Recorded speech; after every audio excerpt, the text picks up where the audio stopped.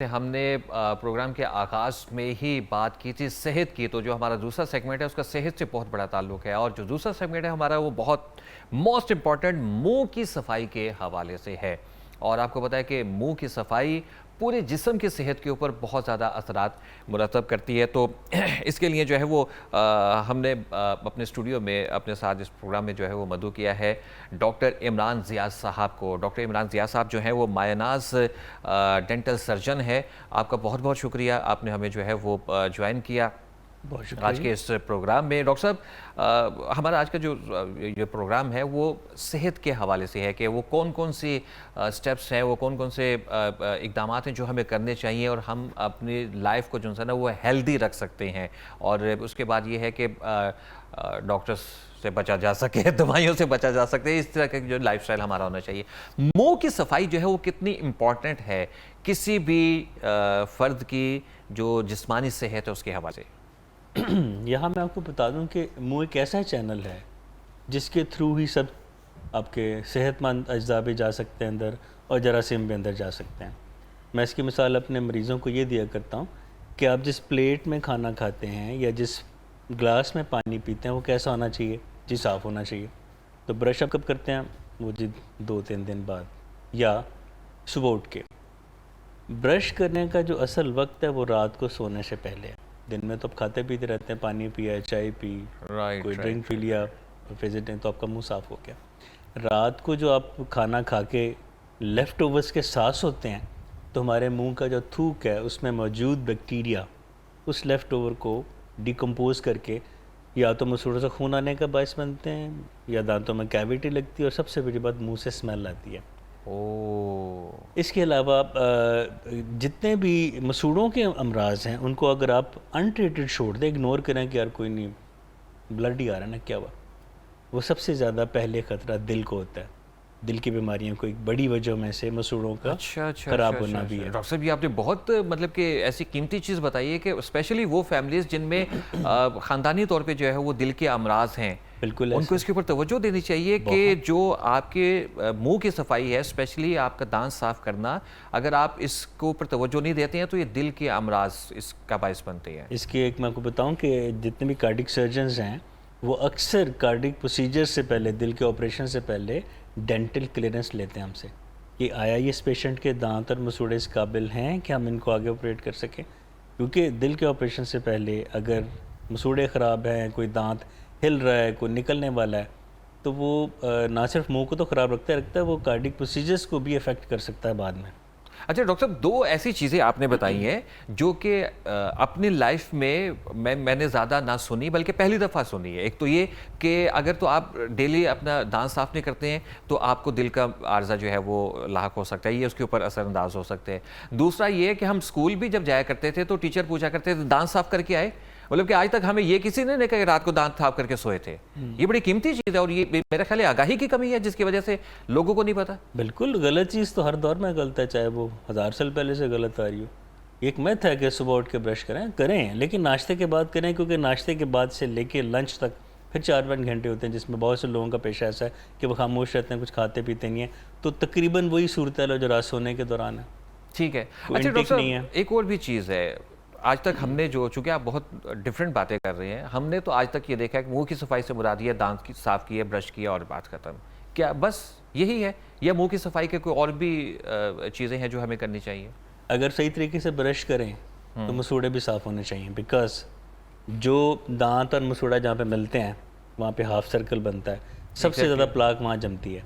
हम जब कहते हैं ना कि ब्रश को यूं नहीं करना, हॉरिजॉन्टली नहीं करना, वर्टिकल करना है, तो उसका मकसद होता है कि दो दांतों के बीच में जो खुराक फंसी वो साफ़ हो जाए। ठीक है। यूं करेंगे तो खुराक और फंस जाएगी, ऊपर नीचे साफ़ करेंगे। फिर दायरों की शक्ल हम कहते हैं सर्कुलर मोशन में करें, उससे ठीक है। होता है कि जहाँ पे जंक्शन है मसूड़े और दांत का वो साफ़ हो जाता है। इलेक्ट्रिक ब्रश अब तो आ गए हैं, ठीक वो है। उसमें ये काम ज़्यादा बेहतर तरीके से हो जाता है। प्लस ज़ुबान की सरफेस पे भी हल्का सा ब्रश फेरना चाहिए, क्योंकि अगर अच्छा। वही खुराक के ज़रात थोड़े बहुत माइक्रो ग्राइंडेड जो ज़ुबान की सतह पे रह गए हैं तो वो वही काम करेंगे जो दांतों पे जमे हुए खुराक के ज़रात ठीक है। करेंगे। तो प्रॉपर जो सफाई है वो उसमें ज़ुबान की सफाई भी शामिल है, मसूड़ों की और दांतों के ऊपर 2 मिनट लगते हैं ठीक है। अगर आपको तरीका आता है। उसके लिए साल में 2 दफ़ा डेंटिस्ट को विज़िट करें, चाहे कुछ भी ना हो। ठीक है। अच्छा डॉक्टर साहब, दूसरी एक और भी अहम चीज़ है कि हम जो पेस्ट इस्तेमाल करते हैं, अब मुख्तलिफ़ कंपनीज़ के हैं और बड़े-बड़े दावे भी किए जाते हैं। पिछले दिनों में एक फ़ीचर पढ़ रहा था, उसमें एक बड़ी डिफरेंट चीज़ थी कि एक तो कि हमें एड्स में भी ये दिखाया जाता है और बताया भी गया था कि जितना ब्रश का साइज़ है भर लो उसको टूथपेस्ट से और शुरू हो जाओ, ठीक है। फिर एक अहम चीज़ ये भी थी कि हर टूथपेस्ट जो है वो इस्तेमाल करना नहीं है, हर टूथपेस्ट के ऊपर एक कलर होता है, उस कलर के हिसाब से जो है ना वो बच्चों के लिए है, वो मरीज़ों के लिए है, वो बड़ों के लिए है, ये क्या चीज़ है? जी, इस पे मुझे काफ़ी प्रोग्राम्स करने पड़े। जो कलर कोडिंग की बात करते हैं, कलर कोडिंग का कोई ख़ास नहीं है उसका मतलब। बाज़ औक़ात वो कोई बैच की आइडेंटिफिकेशन के लिए कंपनी लगा देती है। इससे ये मतलब लेना है कि जी जो रेड है वो केमिकल की बनी हुई है, ग्रीन है वो हर्बल है, और वो जो बाकी जो कलर है इसमें कोई इतनी सदाकत नहीं है। हो सकता है कुछ हो, लेकिन जहाँ तक हमने देखा इसमें ऐसा कुछ नहीं है। अब आप मार्केट में निकलते हैं महीने की ग्रॉसरी करने, तो डिपार्टमेंटल स्टोर पे बड़े खूबसूरत पैकिंग के साथ या बड़े एडवर्टीजमेंट टीवी पे चल रही होती हैं, आप उनसे मुतासिर होकर ले लेते हैं, लेकिन आपको नहीं पता कि उसके इंग्रेडिएंट्स में क्या है। ठीक है ना। मैंने भी चूँकि कहा कि साल में 2 बार डेंटिस्ट के पास, ये तो WHO भी कहता है ना, जाएँ। इसका फ़ायदा क्या होता है, अगर कुछ भी नहीं है ना, तो एटलीस्ट डेंटिस्ट आपको रिकमेंड कर देगा टूथपेस्ट। अगर आपको ठंडा गर्म लग रहा है तो सेंसिटिविटी की हैं जो कि फार्मास्यूटिकली प्रिपेयर्ड हैं, दवाइयों की कंपनी की बनाई टूथपेस्ट हैं जो कि फ़ायदेमंद है। ठंडा गर्म लग रहा है उसकी अलहदा है, ब्लीडिंग गम्स हैं उसकी अलहदा है, दांत आप चाहते हैं कि वाइट हो जाएं थोड़े से टूथपेस्ट के साथ ही, कि थोड़े से ख़राब हैं पी लें, उसके लिए अलहदा है, और रूटीन यूज़ के लिए अलहदा है। मसूड़े सूजे में हो उनके लिए अलहदा है। मतलब हर डोमेन की अलहदा टूथपेस्ट है जो कि आपको एक डेंटिस्ट ही बता सकता है। ओवर द काउंटर लेने में हर्ज नहीं है, लेकिन कुछ टूथपेस्ट में कुछ सुनने में आया कि उनमें सुन करने के एजेंट्स भी हैं, कुछ में देखने में आया कि स्टेरॉइड्स की भी थोड़ी सी मकदार है जो कि शायद मेंशन नहीं करते हैं, लेकिन जब एग्जामिनेशन लेकिन इसका किया गया, फिर आपकी बातों से जो मैं जिस नतीजे पर पहुंच रहा हूँ, उसका बेहतर तरीका यह है कि आप एक डेंटिस्ट के पास जाएं, अपना मुआयना करवाएं और उनसे रिकमेंड करवाएं कि आपको क्या इस्तेमाल करना है। अपनी डॉक्टरी जो घर की है वो ना करें। मतलब कि दादी अम्मा टाइप लोग आज भी जिंदा हैं, कोयला लो मार लो, ठीक है ना, नमक से रगड़ लो, इस तरह के टोटके आज भी होते हैं। अच्छा वैसे डॉक्टर साहब, इस तरह के जो टोटके हैं ये वाकई में काम करते हैं? माजी में बुजुर्ग जो है वो लौंग वाला, चले लौंग का तो अभी भी ये है कि डॉक्टर्स भी उसको जो है ना वो मानते हैं, लेकिन कोयले से दांत साफ कर लेना या नमक से दांत साफ करना, क्या इससे चीज़ें एग्जिस्ट करती हैं? अच्छा कुछ टोटके हैं जो कि वाकई अभी तक चल रहे हैं। लाइक एक गिलास पानी में 2-3 चुटकियाँ नमक के डाल के उसे कुल्लियाँ करना, हम खुद भी एडवाइस करते हैं सॉल्ट वाटर के टेंसेंस। फिर आपने लौंग का बताया, जब कैविटी है और आप फौरी तौर पे डेंटिस्ट के नहीं जा सकते तो थोड़ा सा लौंग या लौंग का पाउडर उस कैविटी में रख लें तो वक्ती तौर पे सुकून आता है। हम क्लोव ऑयल हम भी क्लिनिक पे यूज़ करते हैं। ठीक हो गया। अच्छा अब आते हैं दूसरी तरफ जो कि नुकसानदेह टोटके हैं। वो क्या, कोयले को रगड़ना या बादाम के छिलकों को पीस के जला के फिर मलना, उससे क्या होता है वो एब्रेसिव मटेरियल रगड़ने वाले मादे में आ जाते हैं। अब अगर अपने हाथ को हथेली को उंगली पर रगड़ेंगे तो आपको एक हीट सी फील होगी थोड़ी देर के बाद। एग्जैक्टली ये फ्रिक्शनल हीट है जो फ्रिक्शन से आ रही है। अब उस फ्रिक्शनल हीट प्लस कोयले के ज़रात और जो बादाम के छिलके के वो हैं, वो एक रगड़ का काम देते हैं। उससे आपके दांतों पर लगे हुए चाय कॉफ़ी के पान सिगरेट के दाग फौरी साफ़ हो जाते हैं। ठीक है। लेकिन वो दांतों की जो पहली हिफाजती तय जिसको एनामल कहते हैं, जो कि दांतों को सेंसिटिविटी से बचाता है, उसको ले उड़ता है कुछ अरसे इस्तेमाल, पहली दफ़ा एक दफ़ा में तो नहीं, लेकिन कुछ अरसे के बाद। ठीक है। तो ये जितने भी मंजन हैं उनमें भी हमने देखा कि वो ब्लैक वो ज़रात हैं जो कि दांत की रगड़ का बायस बन के एनामल की बर्बादी करते हैं। फिर आप डेंटिस्ट के पास आते हैं, पहले नहीं। तो अगर तो आपकी एनामल जो है वो डिस्टर्ब हो जाए, बर्बाद हो जाए, तो क्या उसका है इलाज है, वो ठीक हो जाती है दोबारा या ये फिर मसला ख़राब ही रहता है? डिपेंड करता है कि किस हद तक डैमेज हुआ। अगर थोड़ा बहुत हुआ है तो हम डिसेंसिटाइजिंग यानी कि सेंसिटिविटी के अगेंस्ट जो कुछ एप्लीकेशंस हैं वो करते हैं, कुछ टूथपेस्ट और माउथ वॉशेज ऐसे हैं वो देते हैं। लेकिन अगर मामला उससे बढ़ जाता है तो हम रूट कैनाल करते हैं, दांत को डेड करते हैं, फिर उसके ऊपर हम कैप कर देते हैं दांत के ऊपर, उसी रंग का जिस रंग का दांत होता है। तो ये वो फिर बाद के मामले हैं, लेकिन एक मसनूईपन में फिर आप दाखिल हो जाते हैं, तो बेहतर है कि कुदरती तौर पे रहिए। ठीक है। अच्छा डॉक्टर साहब ये बताइएगा कि अब कुछ लोग ऐसे हैं बीमार बहुत ज़्यादा हो जाते हैं या बुज़ुर्ग हो जाते हैं, अब वो खुद अपना ख्याल नहीं रख सकते, तो ऐसे लोगों के लिए आप क्या सजेस्ट करते हैं?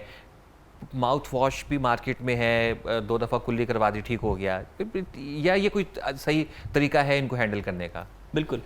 अब ज़ईफ़ लोग जो होते हैं वो इस माशरे का सबसे अहम हिस्सा होते हैं, क्योंकि उन लोगों ने हमें पाल पोस के यहाँ तक किया था। लेकिन हम देखें कि जब भी बूढ़े लोग बीमार होते हैं या अल्लाह रहम करे बेड रिडन होते हैं, बिस्तर पे रह जाते हैं, चलने फिरने के काबिल नहीं रहते, तो उनकी जो सबसे ज़्यादा जो चीज़ नेगलेक्ट होती है, जो नज़रअंदाज होती है, उनके मुंह की सफाई है। अक्सर ऐसे मरीज़ों के पास बैठे हैं तो कपड़े भी साफ़ होंगे, सब कुछ होगा, उनके मुँह से बदबू आ रही होगी, क्योंकि मुँह की बदबू सफाई जो है से ही मुमकिन है, और सफाई वो कर नहीं सकते। उसका हल ये है कि अगर वो वॉशरूम जाके ब्रश करने के काबिल नहीं है, तो आप एटलीस्ट ये करें कि उनको, जैसे मैंने भी सॉल्ट वाटर बताया, 1 गिलास पानी में 2 से 3 चुटकियाँ नमक की मिक्स करें, उनके सामने ले जाके किसी बर्तन की कुल्लियाँ करा दें।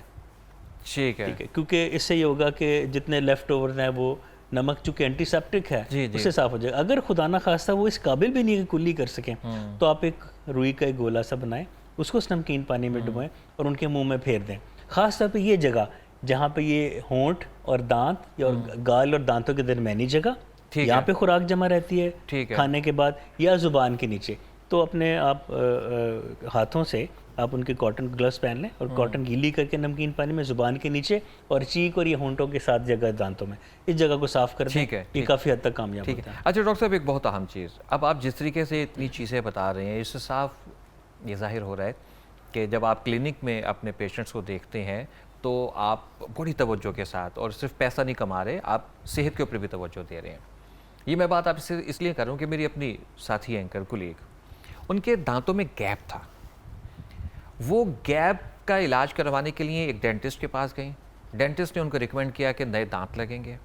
पुराने दांत उन्होंने रगड़ रगुड़ के बेड़ा गर्क कर दिया और नए दांत जो है उसमें लगा दिए। नए दांत लगाने के 3 दिन के बाद इतनी तकलीफ़ में वो मुब्तला हुई, अल किस्सा मुख्तसर, फिर वो एक और सर्जन के पास गई। उस सर्जन ने बताया कि ये तो सारा कुछ बर्बाद हो गया है, 3rd क्लास दांत लगाए और ये वो इन्फेक्शन हो गया। एक लंबे इलाज के बाद, महीने के इलाज के बाद, बल्कि 2-3 महीने के इलाज के बाद, वो दोबारा बेचारी इस काबिल हुई कि बोल सकें और फिर नए दांत। ये क्या चीज़ है? वो कौन से डॉक्टर्स हैं जो इस तरह के फ़ैसले करते हैं? मतलब कि ज़मीर नहीं है उनके अंदर या इल्म की कमी है, ये क्या वजह है? मुझे 27 साल हो गए काम करते हुए। ये जो सूरत बता रहे हैं, ये लाजमी तौर पे कोई क्वालिफाइड डेंटिस्ट नहीं होंगे, जो सबसे पहले जिनका जिक्र हुआ, लाजमी तौर पे क्योंकि क्वालिफाइड डेंटिस्ट जो कि पाकिस्तान मेडिकल डेंटल काउंसिल से वो रजिस्टर्ड है, और पंजाब हेल्थ केयर कमीशन जो मुसलसल मॉनिटर कर रहा है, वो ऐसी बात आम तौर पे नहीं कर सकती। क्वैक्स होते हैं जो कि अताई जिनको कहते हैं, ये मस्ट भी उनका काम है। दांतों में गैप होना कोई बड़ी बुरी बात नहीं है। हाँ, अगर उस गैप की वजह से दांतों में खाना फंस रहा है तो फिर उसका हल है, और उसका हल ये नहीं होता कि सारे दांतों पे कहते हैं। हो सकता है कोई ऐसी सूरत है उनके सब दांतों में गैप हो, तो फिर सब दांतों की रूट केनाल करके उनको डेड करके इन्फेक्शन फ्री डाउटलेस होके फिर उसके ऊपर क्राउन या कैप करते हैं, जो कि आपने बताया। तो मेरा ख्याल है जो जिनके पास वो सबसे पहले आपके पेशेंट गए हैं वो क्वालिफाइड। आप ये देखें कि उनके दांतों में जो गैप था, अब वाज़ेह तौर पे इतना हमें महसूस नहीं होता था, लेकिन आप ये देखिए 6 दांतों की जगह निकाली है उस दांतों के गैप्स में से उस डॉक्टर ने। बस ये तो ये किस तरीके से, अच्छा देखिए, अब मैं अगर किसी डॉक्टर के पास जाऊंगा तो मुझे तो वो डॉक्टर लग रहा है, कैसे पता चले कि यार ये मतलब कि डॉक्टर है? हमें उनसे कोई क्वेश्चंस करने चाहिए। आवाम की आगाही के लिए बताइए कि आप क्योंकि ये बड़ी कीमती चीज़ है कि डॉक्टर्स को कैसे पहचाना जाए कि यार ये क्वालिफाइड डॉक्टर है तो इससे हमें इलाज करवा लेना चाहिए। पहले मुश्किल होता था कि लोगों से पूछना होता था, हाँ भाई तू कितों कराया, आपने कहाँ से कराया, ये अब तो आपके हाथ में दुनिया है। एक इंटरनेट पर जाइए, अपना करीबी डेंटिस्ट में देखें, उसके रिव्यूज़ देखें, उनकी क्वालिफिकेशन देखें, कॉस्ट इफेक्टिव हैं वो, आपको बजट के मुताबिक उतरते हैं कि नहीं उतरते हैं, लोग उनके बारे में क्या कहते हैं, मुख्तलिफ हेल्थ फोरम्स हैं वो रिकमेंडेशन देते हैं। ये बहुत आसान तरीका है किसी डेंटिस्ट के लिए। अच्छा डॉक्टर साहब, ये भी हमें बताइएगा कि अब हम खानों के हवाले से तो आपने बता दी, अब जो ड्रिंक्स होती हैं जिसमें कार्बोनेटेड ड्रिंक्स हैं या दूसरी किस्म की जो ड्रिंक्स हैं, क्या ये चूँकि तेज़ाबियत तो होती है, क्या ये दांतों के ऊपर भी असरअंदाज होते हैं? ये मैं आपको इसलिए आपसे ये सवाल कर रहा हूँ कि मैंने एक ऐड देखा जिसमें जो है ना कार्बोनेटेड ड्रिंक उन्होंने एक जंग लगे हुए लोहे के ऊपर डाली और थोड़ी देर के बाद उसने उसको जंग को उतार दिया। तो हम तो धड़ाधड़ पी रहे होते हैं, क्या वो दांतों के ऊपर भी असरअंदाज होती है? बिल्कुल होते हैं, सबसे पहले दांतों पे ही होते हैं। अच्छी मिसाल देता हूँ, पिछले दिनों मेरे पास एक बच्चा आया, 22-23 साल उसकी एज होगी, उसे तकरीबन सारे दांत उसके इस तरह थे जैसे लकड़ी को दीमक लगी होती है या लोहे को जंग लगा होता है। अच्छा खासा उसका इलाज हुआ, ढेरों पैसे खर्च हुए, ढेरों उसके विजिट हुए। बाद में उसको मैंने उसके कान तकरीबन खींच के पूछा, मैं कहा बेटा इस एज में ये हाल? कहता जी मैं रात देर तक पढ़ता हूँ तो साथ में 1.5 लीटर का एक ड्रिंक है, वो मैं रात तक तो मैं थोड़ी थोड़ी उसका सिप पीते रहता हूँ। आप इसी से अंदाज़ा लगा लें कि ये फिज़ी और कार्बोनेटेड ड्रिंक्स हैं ये दांतों के लिए कितने ख़तरनाक हैं। तो इससे तो इसका मतलब है, अच्छा इनसे बिल्कुल ही अवॉइड करना चाहिए या इनका इस्तेमाल जो है वो बहुत कम होना चाहिए या ओकेजनली आप लें लेकिन कुल्ली कर लें उसके बाद, ताकि उसका जो एसिडिक एलिमेंट है वो दांतों पे रहे ना। ठीक है, कभी कभी पी लें, ठीक है, डाइन आउट किया है फ्रेंड्स के साथ में, कभी पी लिया, लेकिन उसके मैं बताऊं कि उसके जाके मैदे में भी असरात हैं, क्योंकि मैदे की जो डाइजेशन है, मैदे के अपने तेज़ाब होते हैं। आप एक और एसिड पी के उस माहौल को ख़राब करें जिसमें मैदे ने खुराक को हज़म करना है, ठीक है, तो अवॉइड ही किया जाए। अच्छा डॉक्टर साहब, अभी आपसे कुछ देर पहले आपने जो है ना वो चंद लम्हात पहले मंजन की बात की थी कि मार्केट में बड़े मंजन भी हैं, लेकिन हमने अपना जो बचपन गुजारा है वो मंजन के हवाले से ही था। उसमें वाइट कलर का पाउडर होता था, एक येलो कलर की डब्बी होती थी, ठीक है। तो क्या वो वाले मंजन जो है उनको भी आप इसी तरीके से कंसीडर करते हैं जो आजकल के मंजन है, या आप समझते हैं कि नहीं यार वो क्वालिटी चीज़ होती थी वो इस्तेमाल की जा सकती है?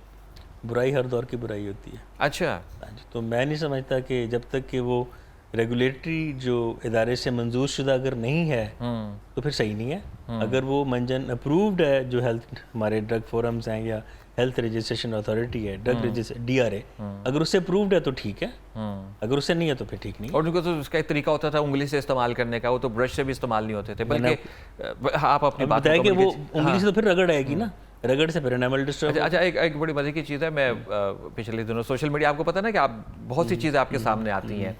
एक बहुत पुराना ऐड जो है वो इसी हवाले से सामने आया, और मंजन का ही ऐड था, और ये उस दौर का ऐड था, ब्लैक एंड वाइट दौर था, उस दौर का ऐड था जब टूथब्रश जो है वो नया नया आया था।